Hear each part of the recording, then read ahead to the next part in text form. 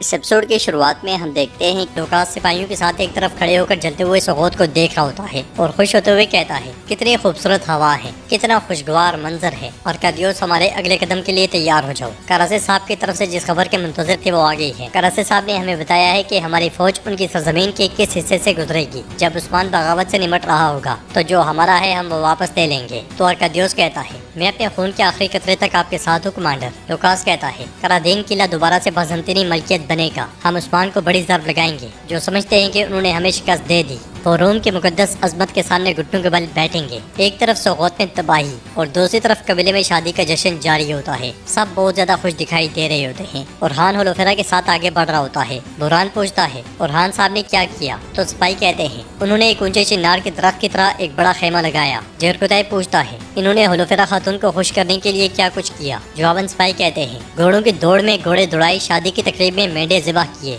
Boron پوچھتا ہے کیا انہوں نے دل توڑا، وعدہ خلافی کی؟ جواب میں سپاہی کہتے ہیں نہ دل توڑا اور نہ ہی وعدہ خلافی کی، انہوں نے ہولوفیرا خاتون کے ساتھ نکاح کیا۔ جیرکوتائی کہتا ہے تو پھر اللہ انہیں سعادت مند اور کامیاب فرمائے۔ یہ سن کر سب آمین کہتے ہیں اور ہان ہولوفیرا کے ساتھ آگے بڑھ جاتا ہے۔ ہان ہولوفیرا کا گھونگھٹ اٹھا دیتا ہے، پھر اسے ہار پہناتے ہوئے کہتا ہے تم نے میری زندگی میں آ کر میرے ماضی، حال اور مستقبل کو روشن کر دیا۔ میرا رب ہمیں ایسے بچوں سے نوازے جو ہمارے خیمے میں پیار کے ساتھ پروان چڑھیں گے اور ہماری زندگیاں خوشگوار بنائیں گے انشاءاللہ۔ تو ہولوفیرا کہتی ہے مجھے امید ہے کہ ہم ایک ساتھ بہت خوش رہیں گے۔ اور ہان کہتا ہے ہم تمہارے ساتھ بہت مشکل وقتوں سے گزرے ہیں ہولوفیرا، لیکن ہم نے جو بھی جدائی سہی اس نے ہماری محبت کو مزید مضبوط کیا۔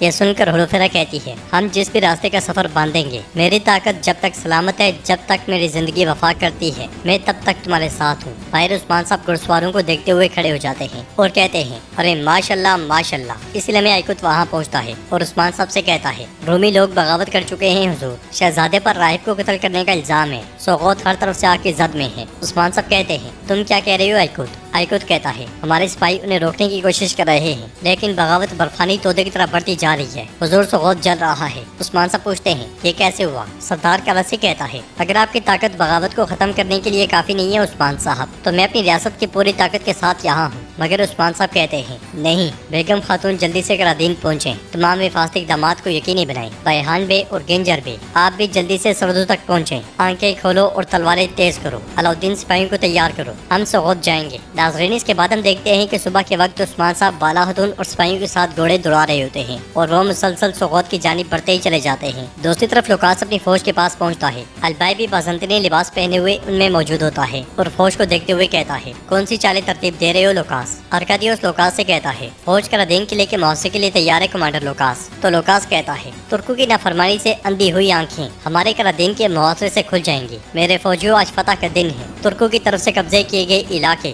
کرادین کی آزادی کا دن ہے۔ اس سے پہلے کہ ترک سمجھے کہ کیا ہو رہا ہے ہم پہلے سے اندر ہوں گے۔ فتح مقدس روم کی ہے، پوری دنیا کو بازنطینیوں کی طاقت کا مشاہدہ کروانے کے لیے چلو، فتح روم کی ہے، فتح روم کی ہے۔ اس کے ساتھ ہی وہ سب کرادین قلعے کی جانب روانہ ہو جاتے ہیں۔ سب کے آگے بڑھ جانے کے بعد البائی ایک طرف نکل جاتا ہے، ادھر کائی قبیلے میں گونچا کام کاج میں مصروف ہوتی ہے۔ فاطمہ ہولوفیرا اور ہزال کے ساتھ اس کی جانب بڑھتے ہوئے کہتی ہے بھابھی ایسے وقت میں جب آپ دونوں خوش ہوتے دیکھیں شادی کی صبح کیا ہوا۔ گونچا کے پاس پہنچ کر ہولوفیرا کہتی ہے گونچا میں تمہارا ہاتھ بٹاتی ہوں، مگر گونچا اسے جھڑک دیتی ہے اور کہتی ہے نہ کرو نہ کرو، مجھ سے دور رہو، کیا تمہیں سمجھ نہیں آ رہی؟ تم آتے ساتھ ہی اپنے ساتھ مصیبتیں لائی ہو۔ ہولوفیرا اس کے سامنے آتے ہوئے کہتی ہے بس کرو گونچا، بہت ہو گیا، یہ وقت نہیں ہے۔ ہزال بھی کہتی ہے گونچا نہ کرو، حالات بہت ہی کشیدہ ہیں۔ ہولوفیرا کا دل بھی جل رہا ہے، مگر گونچا کہتی ہے یہ آگ ہولوفیرا نے جلائی اور یہی میرے بچے کی موت کے سبب بنی، اب اس کی جلائی گئی آگ کائی قبیلے کو جلا دے گی۔ رومی بغاوت کی وجہ تم ہو ہولوفیرا، اور تمہاری وجہ سے ہی ہمارے لوگ جل رہے ہیں۔ فاطمہ آگے بڑھتے ہوئے گونچا سے کہتی ہے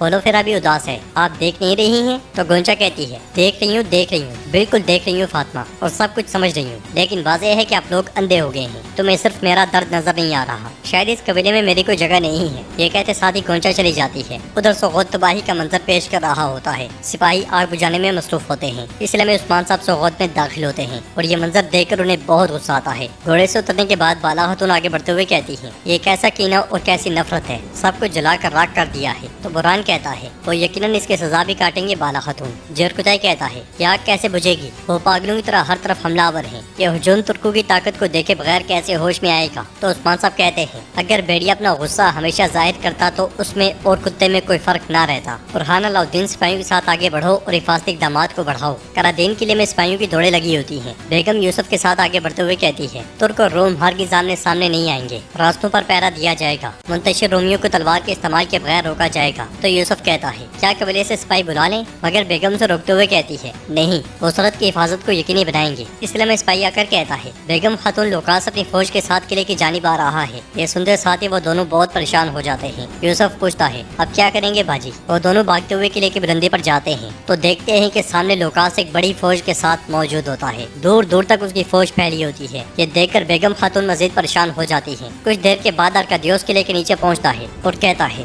مشہور بازنطینی کمانڈر لوکاس ہتھیار ڈال کر قرادین قلعہ دینے کو کہہ رہا ہے۔ تو بیگم کہتی ہے اس کا مطلب ہے کہ آج ہماری تلواروں کے نصیب میں لوکاس کی فوج ہے، ذرا حملہ تو کرے، اس شیطان کی فوج میری دیواروں سے گزرنے سے پہلے ہی کچل دی جائے گی۔ جواباً ارکادیوس کہتا ہے خود پہ زیادہ بھروسہ نہ کرو بیگم خاتون، نہ عثمان صاحب اور نہ ہی کوئی اور تمہیں بچانے آئے گا، اپنے بھائی اور سپاہیوں پہ رحم کرو اور ہتھیار ڈال دو۔ مگر بیگم خاتون کہتی ہے قرادین میں شہادت سے ڈرنے والا کوئی ایک بھی نہیں ہے، لوکاس سے جو کچھ ہو سکتا ہے کسی بھی کمی کے بغیر شوق سے کرے۔ یہ سنتے ساتھ ہی ارکادیوس پلٹ جاتا ہے اور یوسف کہتا ہے اگر امداد نہیں آتی تو اس فوج کے ساتھ پنجہ آزمائی مشکل ضرور ہے، لیکن ہم ہر حال میں لڑیں گے۔ کائی قبیلے میں فاطمہ ہولوفیرا کے ساتھ آگے بڑھ رہی ہوتی ہے اور کہتی ہے آپ جانتی ہیں کہ گونچا بھابھی آپ کو بہت چاہتی ہیں۔ جواب میں ہولوفیرا کہتی ہے میں اور گونچا بہنوں جیسی تھی، وہ کیسے سوچ سکتی ہے کہ میں اسے تکلیف پہنچاؤں گی؟ جواب میں فاطمہ کہتی ہے ابھی ان کا دل جل رہا ہے، وہ تبھی اس طرح کی باتیں کر رہی ہے، جب تک آگ بجھ نہیں جاتی ہم انہیں خوش آمدید کہیں گے۔ تو ہولوفیرا کہتی ہے فاطمہ تم کتنی بڑی ہو گئی ہو، اس لیے میں الجھن بھاگتی آتی ہے اور کہتی ہے گونچا خیمے میں نہیں ہے، نہ ہی قبیلے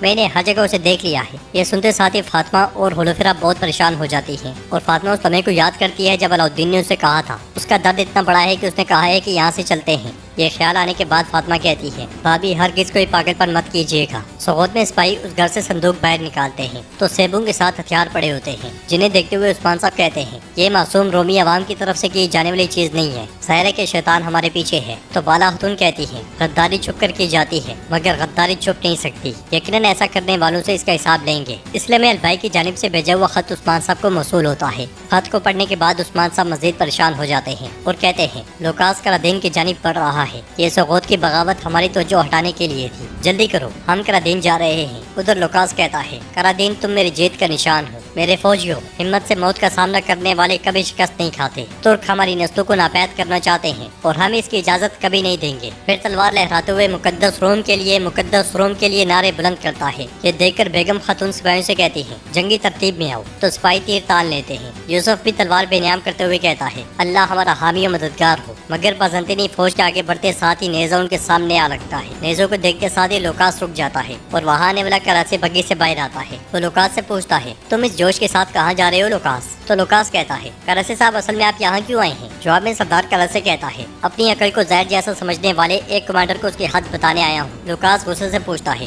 کیا تم میرے ساتھ نہیں تھے؟ تو سردار کراچی کہتا ہے اگر تمہارے ساتھ ہوتا تو اب یہاں کھڑا ہوتا کیا؟ دیکھو میں تمہارے ساتھ نہیں بلکہ تمہارے سامنے ہوں، عثمانی سرزمین ہی کیوں نہ ہو، ترک سرزمین پہ حملہ کرنے والوں کو اس کی حد نہیں بتاؤں گا، کیا تم نے ایسا سوچا؟ لوکاس ہنستے ہوئے کہتا ہے میں اپنی پوری فوج کے ساتھ یہاں ہوں کراچی، قرادین کو لینے کے لیے آیا ہوں، تم مجھے روک نہیں سکتے۔ جواباً سردار کراچی کہتا ہے تمہاری فوج یہاں ہے تو بورسا کو میرے غضب سے کون بچائے گا؟ لوکاس کہتا ہے کراچی بے آپ غلط پٹری پر ہیں، یہ راستہ آپ کو جہنم تک لے جائے گا۔ جواباً سردار کراچی کہتا ہے میں جس راستے کو صحیح سمجھتا ہوں اس سے نہیں ہٹتا، میری فوج سمندر کے ساتھ ساتھ خشکی یعنی کہ بورسا اور نیکیا میں تیار ہے، ایک حکم کا انتظار ہے، اگر یہاں کوئی قلعہ گرتا ہے تو وہاں ایک شہر ٹوٹے گا۔ لوکاس کہتا ہے مطلب یہ کہ تم میرے دشمن ہونے کا خطرہ مول لے رہے ہو، نتائج بہت تکلیف دہ ہوں گے کراچی میں۔ تو سردار کراچی بازو پھیلاتے ہوئے کہتا ہے یہ رہا میدان اور یہ رہا مرد، میں جنگ سے ہرگز نہیں ڈرتا، یا تو قرادین سے دور رہو یا تو بورسا میں جسموں پہ سر نہیں رہنے دوں گا۔ لوکاس پوچھتا ہے کیا تم عثمان کو جتوانا چاہتے ہو؟ چاہتے کیا ہو تم اور کیوں؟